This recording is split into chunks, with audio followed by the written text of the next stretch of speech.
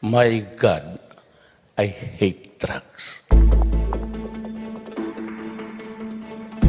The Immigration Bureau reinstated its order canceling the missionary visa of Australian nun Sister Patricia Fox and ordering her to leave the country.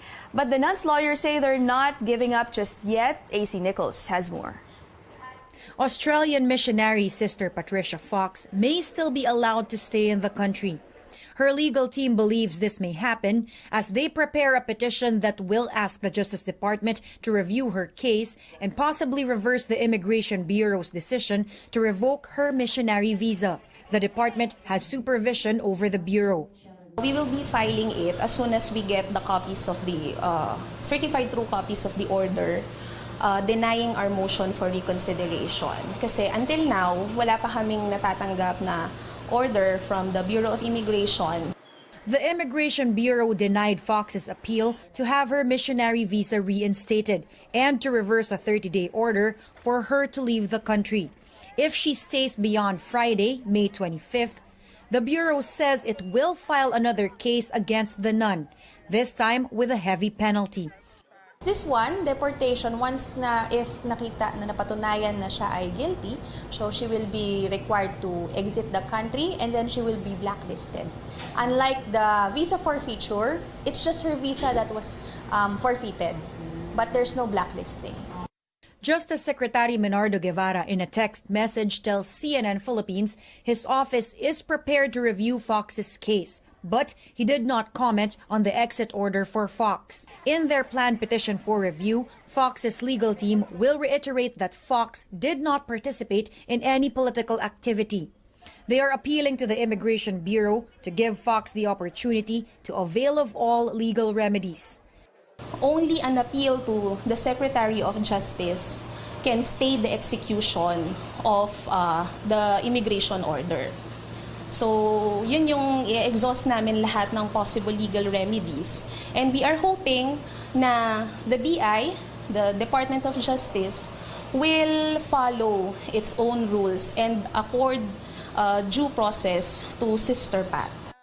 While she could face another deportation case, the Bureau assures Fox's lawyers their client will not be arrested or forcibly deported.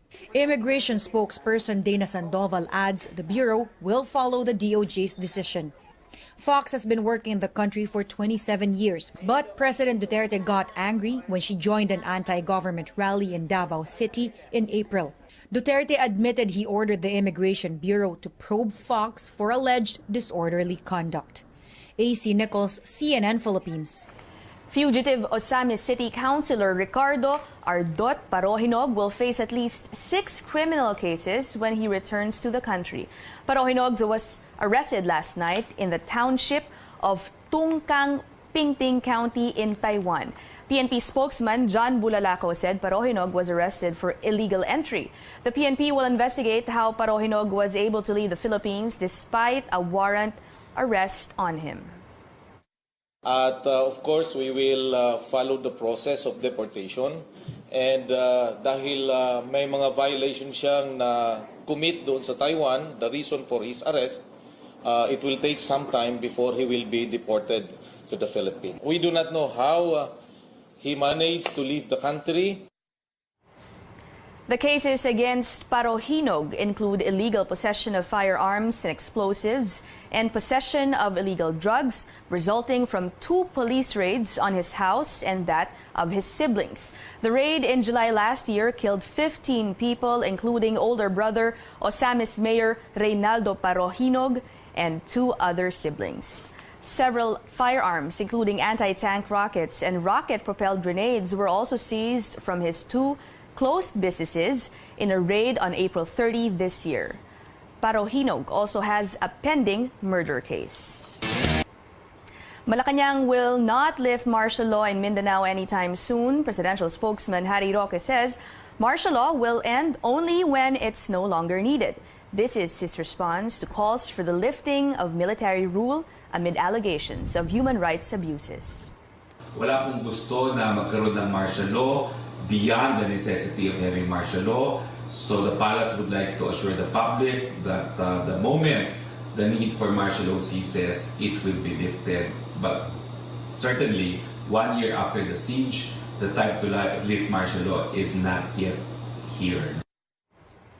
The city government of Marawi City and the United Nations Human Settlements Program signed a memorandum that will provide permanent shelters to displaced residents. The signing happened during a ceremony this morning.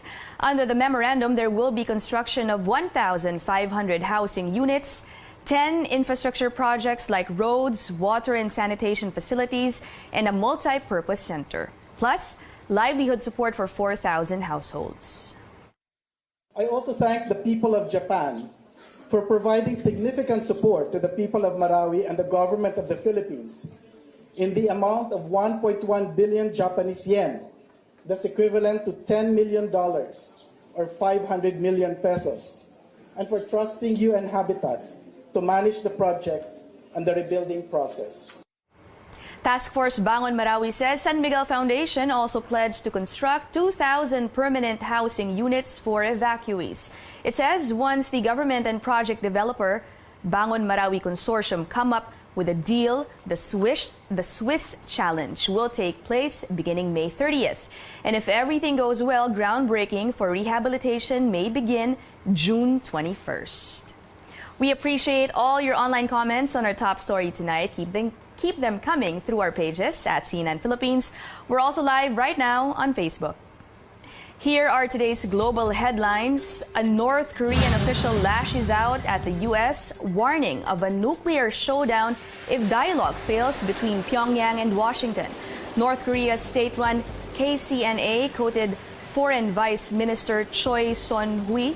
She reportedly said, quote, whether the U.S. will meet us at a meeting room or encounter us at a nuclear-to-nuclear showdown is entirely dependent upon the decision and behavior of the United States.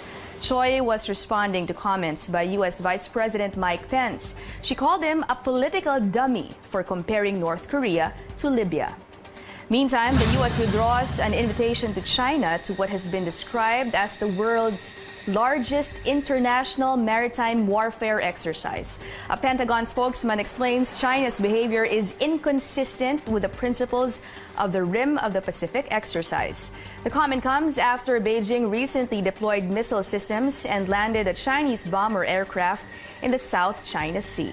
China called the U.S. decision unconstructive and unhelpful. Foreign Minister Wang Yi says China hopes the U.S. will change its negative mindset. And after more than 4 years, the search for Malaysia Airlines flight MH370 will end next week. The search cost tens of millions of dollars, but it yielded no clue of what happened to the ill-fated plane. Malaysia's cabinet earlier agreed to extend the hunt until May 29. The U.S. company operating the search made the request, but now Malaysia says there will be no more extensions.